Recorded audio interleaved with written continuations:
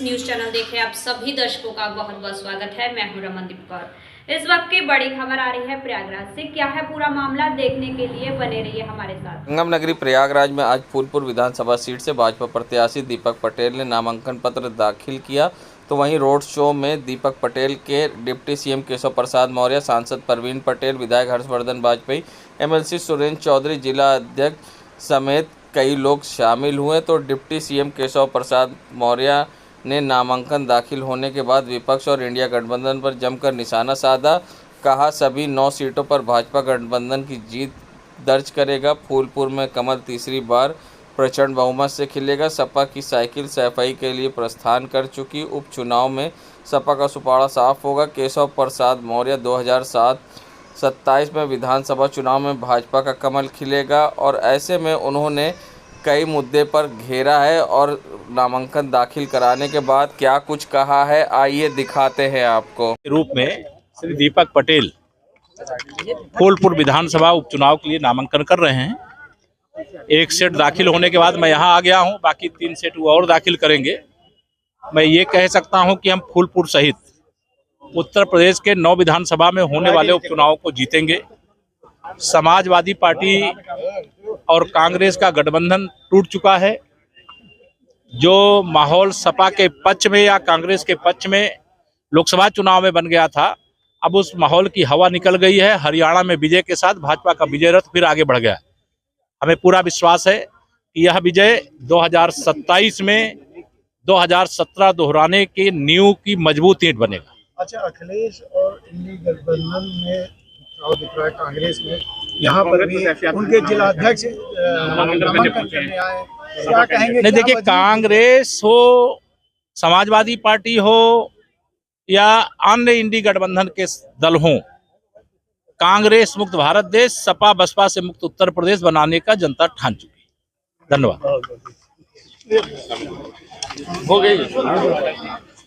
इस प्रकार से आज नामांकन के समर्थन में इतने कम समय के अंतराल में जनसैलाब उमड़ा है, वह यह बता रहा है कि फूलपुर में कमल का फूल जैसे 2017 में खिला, 19 में खिला, 14 से मैं जोड़ लूँ, 2014 में खिला, 17 में खिला, 19 में खिला, 22 में खिला, 24 में खिला, वैसे ही फूलपुर विधानसभा में 2024 के उपचुनाव में भी खिलेगा। हम प्रदेश की सभी 9 सीटें जीतेंगे। सपा भी तमाम दावे कर रही है। सपा तो दावे हरदम करती है, लेकिन उनके दावे की दवा हो गई है। सर, फूलपुर में जो है कांग्रेस के जिला अध्यक्ष भी नामांकन कर रहे हैं, सपा नामांकन कर रही है। देखिए, कांग्रेस और समाजवादी पार्टी का गठबंधन टूट चुका है। कांग्रेस के साथ जो जाता है या सपा के साथ जो जाता है वो डूब जाता है। इसलिए न कोई सपा के साथ जाना चाहता है, न कोई कांग्रेस के साथ जाना चाहता है। सब लोग भाजपा के साथ आना चाहते हैं। और मैंने हरियाणा का जो बताया कि हरियाणा में अभी ऐतिहासिक जीत भारतीय जनता पार्टी ने दर्ज की है, वहाँ हमारी सरकार तीसरी बार बनी है। झारखंड और महाराष्ट्र हम जीतने जा रहे हैं और 2027 में जब विधानसभा के चुनाव होंगे उत्तर प्रदेश में, तो उसकी एक मजबूत नींव इस उपचुनाव के माध्यम से, जनता के आशीर्वाद से, कार्यकर्ताओं के परिश्रम से भारतीय जनता पार्टी के पक्ष में पड़ने जा रही है। सर, महाकुंभ को लेकर के अगर बात करें, महाकुंभ की तैयारी जबरदस्त है। आज चुनाव है, चुनाव।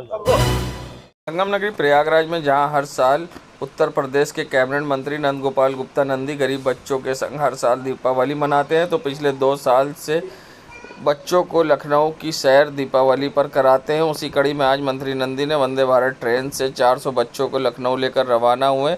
सुबह 400 बच्चों को बस से लखनऊ के लिए रवाना किया था। वहीं मंत्री नंदी ने बताया कि पहले बच्चों को लखनऊ के लुलु मॉल में शॉपिंग कराएंगे और वाटर पार्क ले जाएंगे। वहीं इस मौके पर मंत्री नंदी के संग उनकी पत्नी पूर्व महापौर अभिलाषा नंदी गुप्ता ने कहा, जिसका परिवार 800 लोगों का हो तो उसकी दीपावली आप समझ सकते हैं। इस बार हम 4 दिन दीपावली 800 लोगों के परिवार के संग मनाएंगे और ऐसे में काफ़ी बच्चे भी उत्साहित थे। और क्या कुछ कहा जाने वाले लोगों ने और मंत्री नंदी ने और पूर्व महापौर अभिलाषा नंदी गुप्ता ने, आइए दिखाते हैं। नंदी जी लेके जा रहे हैं लखनऊ, हम वहाँ जा रहे हैं घूमने। हाँ, बिल्कुल खुश है। हाँ, इस बार फिर ले जा रहे हैं। क्या नाम है? प्रियंका। खुशी है, क्या कहिए? मंत्री लखनऊ ले जा रहे हैं, बहुत खुशी है। हर बार जाते हैं आप लोग? पहली बार जा रहे हैं? जी, पहली बार जा रहे हैं। शॉपिंग कराने लिए हैं? जी, किस चीज़ की? कपड़े की शॉपिंग है। क्या नाम है? रागनी। आदरणीय प्रधानमंत्री जी की प्रेरणा, सबका साथ सबका विकास। माननीय मुख्यमंत्री जी अंतिम गांव तक विकास की रोशनी पहुंचे, अंतिम व्यक्ति तक सरकार की योजनाओं का लाभ पहुंचे। तो हर साल दीपावली पर हर घर रोशनी के तहत हमारी विधानसभा में रहने वाली 59 दलित बस्तियां हैं। दलित बस्ती के अलावा भी कुछ आते हैं ऐसे जहां पर लोग रहते हैं। हमने चिन्हित करके और उसका क्राइटेरिया ये नहीं रखा कि किसी की जान पहचान का हो। क्राइटेरिया ये देखा कि उसमें सबसे गरीब कौन व्यक्ति है, जिसके घर न पुताई हुई है न रंगाई हुई है, तो उसके घर भी त्यौहार अच्छे से मने और बेहतरीन तरीके से, जैसे सिविल लाइंस में रहने वाले बच्चे या अच्छी अच्छी जगह कॉलोनियों में रहने वाले बच्चे दिवाली मनाते हैं, जाके शॉपिंग करते हैं। तो लुलु मॉल में हमने इनको शॉपिंग कराने के लिए, और आनंदी वाटर पार्क रिजॉर्ट है, 5 स्टार कैटेगरी का रिजॉर्ट है, तो उसमें 2 रात 3 दिन का रुकने का प्रोग्राम, और वो वाटर पार्क में झूले, वाटर पार्क में बहुत सारी सुविधाएं होती है, वो खेल कूद, और लुलु मॉल में शॉपिंग और इनके खाने पीने की सारी व्यवस्था कर रखा है। करीब 400 बच्चे बस से गए हैं और 450 बच्चे अभी ट्रेन से गए। जब बच्चों से हमने बात किया, वो तो कहते हैं कि लुलु मॉल का सपना हमने नहीं देखा था, हमारे लिए तो नंदी भैया भगवान की तरीके। नहीं भैया, भगवान की तरीके नहीं है। मैं तो बस ये कहता हूँ कि हम जाके पैर न फाटे बेवाई, वो क्या जा रहे पीर पराई। तो हम भी ऐसी गरीब और दलित बस्ती में रहें, तो मुझे लगता है कि खुशियाँ इनके साथ बांटे। हमें इतनी खुशी होती है इन बच्चों के साथ खुशियाँ बांटने में। मैं एक बार बस ऐसे ही घर से निकला था अपने बच्चों को कपड़े लेने के लिए, तो मैंने देखा कि कुछ बच्चे कूड़ा बिन रहे थे। तो मैंने देखा कि हम अपने बच्चों को कपड़े दिलाने जा रहे हैं और ये रोजी रोटी की तलाश में अभी भी कूड़े बिन रहे हैं। तो मैंने उस दिन से ये पहल शुरू की है, और मैं बोलूँ हर दीपावली पे बढ़ता ही जा रहा है कार्य। क्योंकि बच्चे ऐसी बस्तियों से हैं कि उनको मयसर नहीं है, और वो बार बार बस से नंदी भैया कर रहे हैं। नहीं मैं और ये मेरा ख्याल है कि देश की पहली पहल आपने की है। आप कह सकते हैं, बट मेरे मन में तो हमेशा रहता है कि हम अच्छा करें। माननीय हम लोगों की जो अभिभावक हैं राज्यपाल महोदय, उन्होंने कहा, तो मैंने बताया तो उनसे चर्चा की थी कि ऐसा हम करते हैं सिविल लाइन शॉपिंग मॉल में। तो बोले वो बच्चे अच्छी बसों में नहीं बैठे होंगे, अच्छी गाड़ियों में नहीं बैठे होंगे, तो इनको गाड़ियों से अच्छी बसों में यात्रा करानी चाहिए। तो हमें लगा वंदे भारत देश की सबसे टॉप ट्रेन है, उसमें बच्चों का सपना होता है, बड़े लोगों का भी सपना होता है वंदे भारत ट्रेन में बैठें। तो मुझे लगा कि वंदे भारत ट्रेन से इनकी यात्रा करानी चाहिए। मेयर रही, बड़ी सामाजिक कार्यकर्ता रही, प्रयागराज को बदलने का बड़ा काम किया। इन बच्चों के भविष्य को भी पीछे से हम देख रहे हैं, चुपचाप बदलने की बात कर रही हैं, इनकी मुस्कुराहट लाने की बात कर रहे हैं। बिल्कुल, हम लोग हर साल माननीय मंत्री जी जिस तरह से पूरी उत्साह के साथ इन बच्चों को लेके जाते हैं। पहले तो हम प्रयागराज में ही इनको कहीं ना कहीं लेके जाते थे और इनको शॉपिंग कराते थे, लेकिन 2 बार से हम सब इनको लखनऊ लेके जाते हैं और इस बार भी हम इनको लखनऊ लेके जा रहे हैं। पिछली बार हम लोग माननीय राज्यपाल महोदया के दिशा निर्देश में इनको लखनऊ लेके गए थे और इस बार वंदे भारत से ले जाने का काम कर रहे हैं, क्योंकि वंदे भारत से मैं भी आज तक नहीं गई थी, तो मुझे लगा इन बच्चों में भी बहुत उत्साह होगा वंदे भारत को देखने का, वंदे भारत से जाने का, और उसके बाद लखनऊ जैसे शहर को घूमने का, आनंदी वाटर पार्क में इनको उत्साह से झूले पे घूमने का और शॉपिंग करने का, कि दीपावली जैसा त्योहार है जो एक बहुत चमक धमक का त्योहार है। ये बच्चे भी सभी बच्चों की तरह और बच्चों की तरह और नए कपड़े पहने, उन्हीं बच्चों की तरह शॉपिंग करें, तो इनके अंदर भी मन में रहता है, इनके माता पिता को भी रहता है, तो कहीं ना कहीं ये भी उसी तरह जीवन यापन करे कि एक यादगार बन जाए इनके दिल में कि हमने भी और बच्चों की तरह अपने जीवन को जिया है, तो इनके अंदर कहीं कमी ना रह जाए, तो आगे इनके बढ़ने के लिए एक उत्साह रहेगा बहुत जीवन में। तो बहुत अच्छा लग रहा है हम सबको भी, और ये आगे बढ़ेंगे तो मुझे लगता है देश आगे बढ़ेगा और हम सब आगे बढ़ेंगे। ये हमारा भविष्य है और हमारा भविष्य आगे बढ़ेगा तो जीवन अपने आप आगे बढ़ेगा, ऐसी सोच लेकर हम सब चल रहे हैं। हो गया इन्हीं के साथ दीपावली कुछ लोग सुबह हम लोगों ने 9 बजे 7 बसों को भी भेजा है जो नैनी और मीरापुर मंडल के लोग गए हैं। और अभी हम लोग ये मीरापुर और कीड़गंज मंडल, चौक मंडल और मुट्ठीगंज मंडल की ये बस्तियों के लोग जा रहे हैं साथ में। तो वो भी हमारे कम से कम 400 लोग थे और ये भी 400 लोग हैं, तो हम 800 का परिवार बढ़ के जा रहे हैं। तो हम 800 के परिवार के साथ जा रहे हैं, तो 800 का जिनका परिवार होगा वो मुझे लगता है देश में सबसे खुशहाल होगा। तो हम ये 4 दिन सबसे खुशहाली के करने जा रहे हैं और दीपावली पे हमसे बड़ा खुशहाल कोई नहीं होगा, यही हम सोच लेके बढ़ रहे हैं। फूलपुर विधानसभा सीट पर होने वाले उपचुनाव में समाजवादी पार्टी के प्रत्याशी मुजद्दबा सिद्दीकी द्वारा 2 दिन पहले नामांकन करने के बाद अब इस सीट पर कांग्रेस और सपा के बीच फूट साफ दिखने लगी। आज नामांकन प्रक्रिया के आखिरी दिन कांग्रेस के गंगापार जिलाध्यक्ष सुरेश यादव ने अपना नामांकन भी दाखिल कर दिया। जिला कलेक्ट्रेट में सुरेश यादव अपने कुछ समर्थकों के साथ नामांकन करने पहुंचे थे और मीडिया से बात करते हुए साफ कहा कि मैंने अपना फूलपुर विधानसभा सीट नामांकन किया है और मेरा कांग्रेस पार्टी के टॉप लीडर से मांग है कि कोई ठोस निर्णय लिया जाए। अगर मुझे सिंबल नहीं भी मिलता है मैं तब भी यहाँ से चुनाव लड़ूंगा। और साफ इस तरह से वे पार्टी की मुखालफत भी करते नजर आए और क्या कुछ कहा है उन्होंने, आइए दिखाते हैं आपको। आप शहर कांग्रेस अध्यक्ष हैं जिला के और नामांकन करने आए हैं। जी जी, किसके लिए आए हैं? मैं आप सभी पत्रकार बंधुओं को, सभी फूलपुर जनता को मैं बधाई देना चाहता हूं।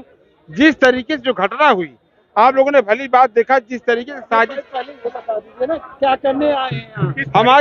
हम आज नामांकन यहाँ पर कर रहे हैं। हमारी कांग्रेस पार्टी हाईकमान से मांग है, अभी 2 दिन तक समय है, इस पे कोई ठोस निर्णय पार्टी ले और यहाँ पे कांग्रेस पार्टी प्रत्याशी उतारे। तो क्या आप किस पार्टी से नामांकन कर रहे हैं? मैं निर्दलीय कर रहा हूँ अभी जी। और आपके पास कांग्रेस का कौन सा पद है? कांग्रेस जिला अध्यक्ष प्रयागराज गंगापार। तो क्यों कर रहे हैं अगर आपको पार्टी ने नहीं दिया? ये परिस्थिति ये बनी जब कांग्रेस पार्टी जो इंडिया गठबंधन अलायंस था, जब समाजवादी पार्टी के राष्ट्रीय अध्यक्ष अखिलेश यादव जी ने ये बात घोषणा की फूलपुर सीट कांग्रेस पार्टी लड़ेगी, खैर लड़ेगी, गाजियाबाद लड़ेगी। इन लोगों ने इस साजिश के तहत कोई किसान का बेटा फूलपुर से विधायक ना हो, इसको साजिश के तहत इन लोगों ने घटना चक्र में 8:30 बजे पूरी तरह जाके प्रदेश अध्यक्ष और तमाम हमारे सम्मानित कांग्रेस पार्टी के नेता सम्मानित उन लोगों ने जाके समाजवादी पार्टी के सामने 8:30 बजे सरेंडर करते हैं। कांग्रेस पार्टी चुनाव नहीं लड़ेगी, हम लोग प्रचार करेंगे। ऐसे में कांग्रेस कार्यकर्ता बैठने वाला नहीं है, ये मुंह तोड़ जवाब देना जानता है। बगावत समझा जाए, हम बगावत समझे तो बगावत समझिए। ऐसे तो नहीं होगा कि आप आज नामांकन करें कल बैठ जाएंगे। मैं हमारा इतिहास आप जान लीजिए पाठक जी, हमेशा जहाँ इलाहाबाद यूनिवर्सिटी में मैं समाजवादी पार्टी के खिलाफ डंके की चोट में लड़ा। आपका ये सुरेश यादव आपको फूलपुर से विधायक प्रक्रिया को दिखाएगा और चुनाव लड़ेगा। लेकिन आपकी लड़ाई इंडिया गठबंधन और भाजपा दोनों से है। हमारी लड़ाई सीधे भारतीय जनता पार्टी से है। कहीं जो ये समाजवादी पार्टी के कैंडिडेट है वो अपने में आपस में लड़ रहे हैं, उससे हमारी कोई लड़ाई नहीं है। नहीं, आप समाजवादी पार्टी कैंडिडेट को फाइट में मान रहे हैं कि नहीं? आप अगर मैदान नहीं, वो कहीं फाइट में नहीं, उससे हमारी लड़ाई ही नहीं है। वो अखिलेश यादव ने कहा डमी कैंडिडेट है मुस्तफा सिद्दीकी। हमारी लड़ाई सीधे भारतीय जनता पार्टी दीपक। आप लोग ये मैं बताना चाहता हूँ, वहाँ जो मुद्दा है, जिस तरीके से रोडें पूरी चमरा गई है, वहाँ कोई स्थानीय नेता फूलपुर की जनता के लिए नहीं लड़ रहा है। सुरेश जी, ऐसा तो नहीं होगा कल राहुल गांधी जी का फोन आ गया और आप बैठ जाएं? मैं चुनाव लड़ रहा हूं पाठक जी, मैं चुनाव लड़ूंगा और कांग्रेस के कार्यकर्ता हमारे साथ है। पूरा जनमानस, पूरे फूलपुर के गांव-गांव से लेकर पटरियों से लेकर न्याय पंचायत दर्शक से लेकर बूथ कमेटी से लेकर पूरा संगठन हमारे साथ तन मन धन से हमारे साथ खड़ा हुआ। प्रियंका गांधी दिख रहे हैं आपके और आप पार्टी के बिना सिंबल के खड़े हो रहे हैं। तो मैं ये मांग कर रहा हूँ, इसलिए मैं राष्ट्रीय नेतृत्व से मांग कर रहा हूँ, इसमें कोई निर्णय करे 2 दिन के अंदर। अगर निर्णय नहीं होता तो हमको चुनाव लड़ना है, तो कोई बैठाइए नहीं। बताइए, में नहीं आएगी क्या फूलपुर के लोग ये चाहते हैं कि कांग्रेस और सपा का गठबंधन हो? फूलपुर की जनता यहाँ समाजवादी पार्टी के सम्मानित नेता थे, हर व्यक्ति ये कह रहा था कांग्रेस पार्टी चुनाव वहाँ लड़ने जा रही। अखिलेश यादव ने 6 बजे प्रेस कॉन्फ्रेंस में जो 45 नेता वहाँ गए थे। जनता वहाँ की क्या गठबंधन चाहती है, नहीं चाहती? जनता गठबंधन नहीं, सुरेश यादव चाहती है, कांग्रेस चाहती थी। तो क्या ये कोई अनुशासनहीनता तो नहीं? कोई अनुशासन नहीं, आलाकमान कह रहे हैं अनुशासनहीनता मानी कोई अनुशासनहीनता नहीं है। अनुशासनहीनता उन लोगों ने किया है जिस तरह से पार्टी की गिरवी जाकर रख दिया।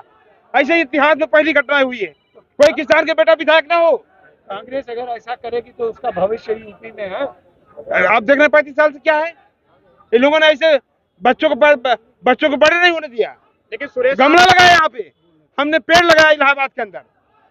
लेकिन जिन लोगों ने गिरवी रख दिया उन्हीं लोगों को बैनर पोस्टर लेके आप नामांकन करने आए हो। मैं कांग्रेस पार्टी के जिला अध्यक्ष हूँ, इसलिए मैं आज भी आगाह कर रहा हूँ। मैंने संघर्ष किया हूँ 4-5 साल। शहर के जिला अध्यक्ष और तमाम लीडर्स को नहीं आए आपके साथ? तुर्की जो हमारे साथ आए, हमारे साथ गंगा पार्क सारे लोग हैं, हमारे ओबीसी जिला अध्यक्ष छोटे हमारे जिला अध्यक्ष। ये सपा का गठबंधन जो हो रहा है ये कांग्रेस के लिए खतरनाक है।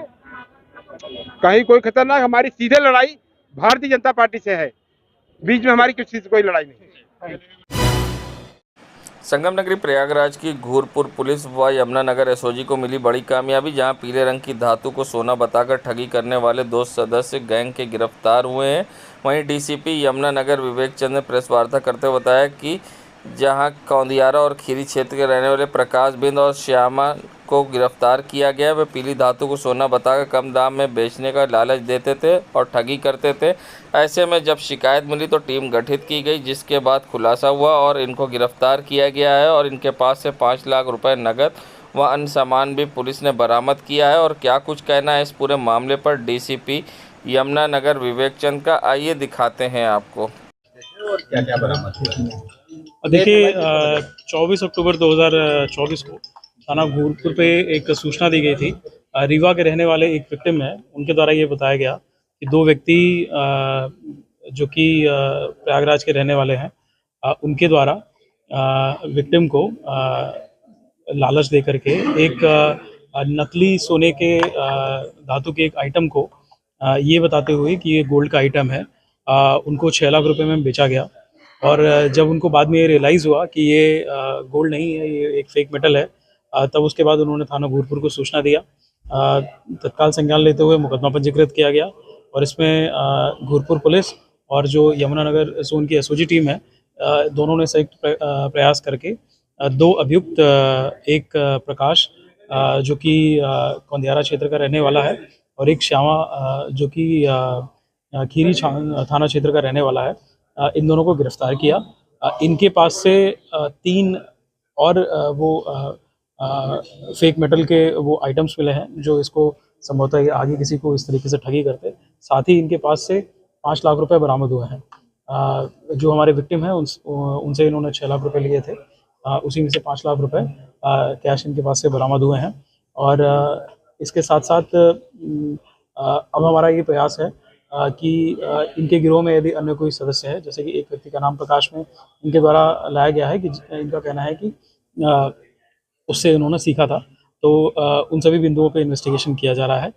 साथ ही ये भी देखा जा रहा है कि किसी अन्य व्यक्ति के साथ, किसी अन्य विक्टिम के साथ इन्होंने ये ठगी करी हो, तो उसकी भी जानकारी की जा रही है और जिसको हम लोग इन्वेस्टिगेशन में सम्मिलित करेंगे। कौन सी धातु है जो सोने जैसी दिख रही है और लोग ठगी का शिकार हो रहे हैं? देखिए, प्रथम दृष्टया इसको अभी तो वैसे इस चीज़ के लिए इसकी केमिकल एनालिसिस होनी चाहिए, बट ऐसा लग रहा है कि ये संभवतः पीतल हो सकता है।